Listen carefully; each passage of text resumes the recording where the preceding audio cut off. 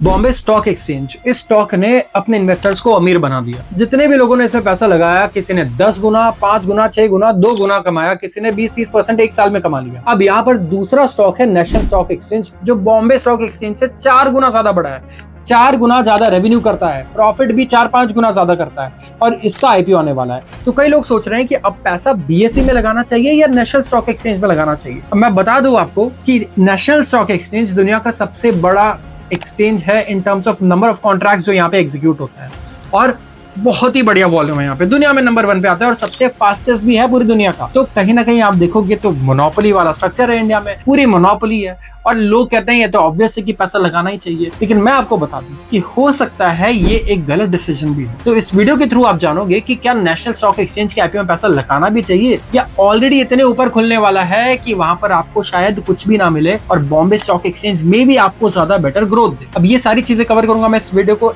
And तक अगर आप देखोगे वो तभी आपको पता चलेगा। तो शुरुआत करते हैं। मेरा नाम है विशाल और आप सबका स्वागत है आज के इस वीडियो में एनएसई वर्सेस बीएसई एनालिसिस। अब यहाँ पर स्टॉक बॉक्स आपके लिए वीडियो लेकर आया है, अच्छे से रिसर्च करके इसको आपको ध्यान से सुनना है और ध्यान से नोट करने हैं सारे इंपॉर्टेंट पॉइंट्स। तो सबसे पहले एक छोटा सा इंट्रोडक्शन मैं दूंगा हमारे नेशनल स्टॉक एक्सचेंज का।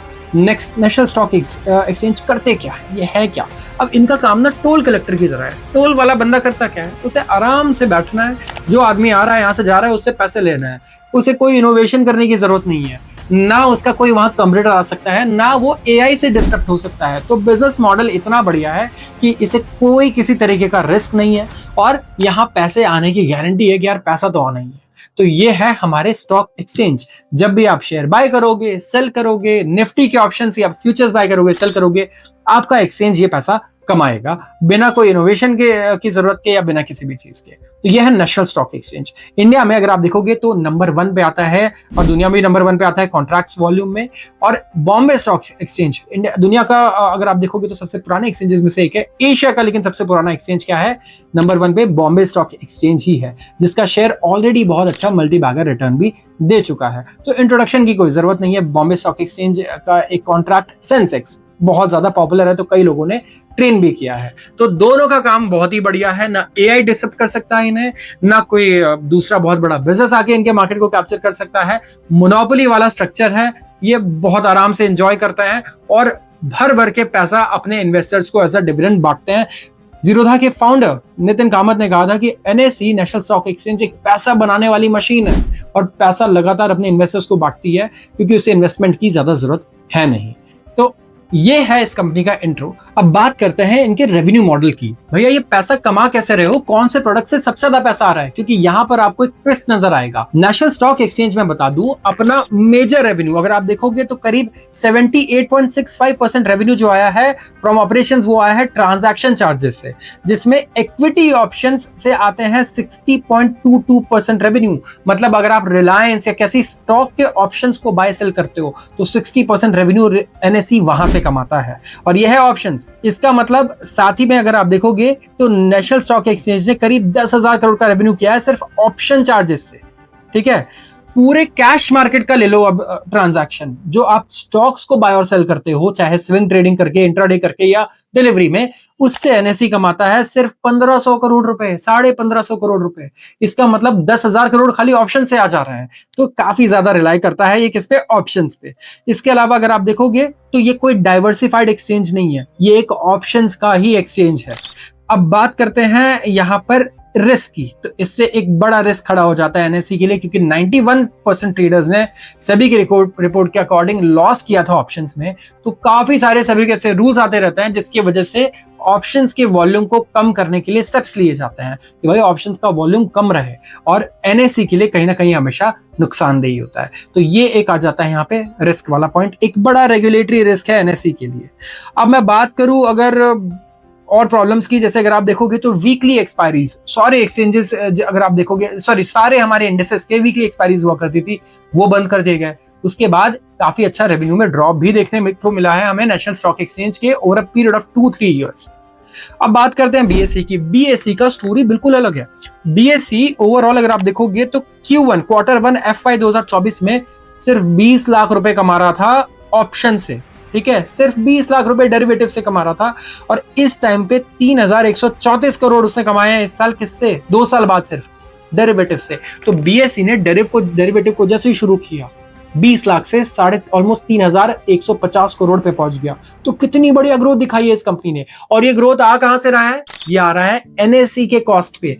एनएसई ने 2 साल में अगर देखोगे तो मार्केट शेयर को कहीं ना कहीं लूज किया और वो मार्केट शेयर किसके पास चला गया? बीएसई के पास। क्योंकि जो सेंसेक्स नाम का कॉन्ट्रैक्ट आया है ये बहुत ज्यादा पॉपुलर होता जा रहा है। कई लोग निफ्टी की जगह पे अब सेंसेक्स ट्रेड करने बैठ गए हैं, बैंक निफ्टी की जगह पे सेंसेक्स को ट्रेड करने बैठ गए हैं और ये बड़ी तेजी से इसका एडॉप्शन हमें देखने को मिल रहा है। तो सबसे पहले एनएसई को नहीं, एनएसई से बीएसई को खतरा नहीं नजर आ रहा है, हमें बीएसई से एनएसई को खतरा नजर आ रहा है। और ये एक बहुत बड़ा पेन पॉइंट है कि आईपीओ से पहले कंपनी लगातार अपना मार्केट शेयर लूज कर रही है पिछले 2 सालों से।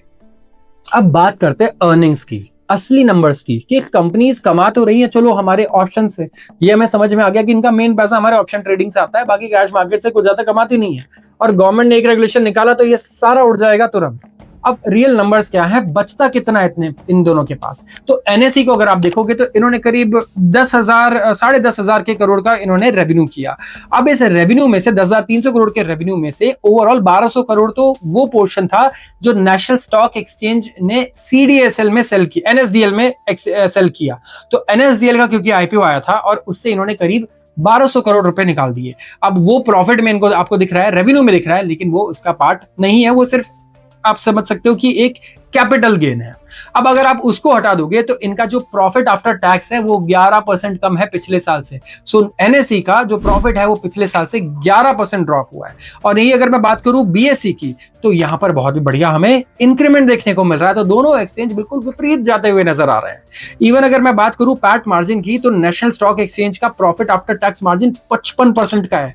मतलब कि नैस्डैक जो दुनिया की सबसे फेमस टेक एक्सचेंज है वो भी 21% कमाती है सिर्फ, और हमारा नेशनल स्टॉक एक्सचेंज 55% कमा रहा है। आप सोचो कि क्या किस लेवल पर ये पैसा कमाता है, तभी इसे मनी मेकिंग मशीन कहते हैं।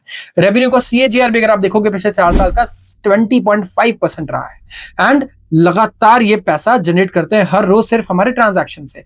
एनएसई में सबसे बड़ा अगर मैं बोलूं शेयर होल्डर भी अगर आप देखोगे तो एलआईसी है जो एक सिंगल शेयर भी नहीं बेच रहा है इस आईपीओ। इसके बाद एसबीआई अगर आप देखोगे तो ये भी ट्रिम कर रहा है अपने थोड़े बहुत शेयर को, लेकिन ये भी एक यहाँ पर पूरा स्टेक सेल नहीं कर रहा है। और बीएसई की तो बात ही कुछ और है भाई। इनका overall profit after tax 2487 crore है, लेकिन ये 88% ऊपर है, ईयर ऑन ईयर ग्रोथ 88% की आ रही है। 3 साल का पैट सीएजीआर 124% है, ना कि 24%। तो दोनों एक्सचेंज में डिफरेंस देखो, एक ग्रो कर रहा है स्मॉल कैप कंपनी की तरह और एक जो है इस टाइम पे ब्लू चिप की तरह कहीं ना कहीं परफॉर्म कर रहा है और अपने प्रॉफिट को भी कम कर रहा है और रेवेन्यू पे भी हमें ड्रॉप नजर आ रहा है। तो कहीं ना कहीं एक फेवर में जाता है ये जो फिगर है बीएसई के, बॉम्बे स्टॉक एक्सचेंज के, जहां पे ऑपरेटिंग मार्जिन भी बढ़िया है। इसका प्रॉफिट स्टोरी भी अगर आप देखोगे तो बहुत ही बढ़िया है। अब बात करते हैं अगले इंपॉर्टेंट टॉपिक की और यह है वैल्यूएशन ट्रैप। क्या वैल्यूएशन के चक्कर में हम ट्रैप तो नहीं हो रहे हैं? क्या कंपनी जो अंडर वैल्यूड दिख रही है कहीं ना ऐसा तो नहीं है कि वो ओवर वैल्यूड है या कुछ बहुत इंपॉर्टेंट रीजन है जिसकी वजह से वो अंडर वैल्यूड है और आगे भी अंडर वैल्यूड ही रहेगी? क्योंकि वैल्यूएशन पे कई लोग खेल जाएंगे और आपको कहेंगे यार बॉम्बे स्टॉक एक्सचेंज 65 के पी रेशियो पे मिलता है, मतलब बॉम्बे स्टॉक एक्सचेंज 1 रुपया कमाती है और कंपनी खरीदने जाओ तो कंपनी का शेयर मिल रहा है 65 रुपए का।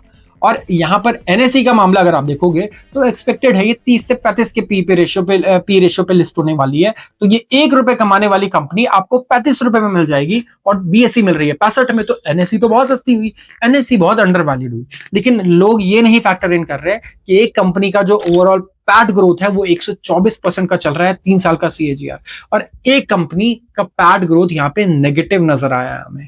तो कहीं ना कहीं एनएसई में सैचुरेशन दिखाई दे रहा है और बीएसई लगातार और ज्यादा पॉपुलर होते जा रही है। तो जिस हिसाब से सेंसेक्स का एडॉप्शन है और भी नए ऑप्शंस यहाँ पर अडॉप्ट किए जा रहे हैं, बीएसई का पलड़ा यहाँ पे वैल्यूएशन के टर्म्स में भी आपको भारी दिखेगा, क्योंकि आप यहाँ पे इसे चेक कर सकते हो पीजी रेशियो से। जितने भी लोग पी देखते हैं वो ये कहीं ना कहीं देखने की कोशिश करते हैं कि ये कंपनी ग्रोथ कितना एक्सपेक्ट कर रही है, क्योंकि अगर एक हाई पी वाला स्टॉक जैसे बीएसई है, अगर ये बहुत ही बढ़िया ग्रोथ एक्सपेक्ट कर रहा है, फॉर एग्जांपल 40%, 50%, 60%, तो कहीं ना कहीं वो पी रेशियो वो डिजर्व करता है और आगे जाकर ये बहुत नॉर्मलाइज हो जाएगा।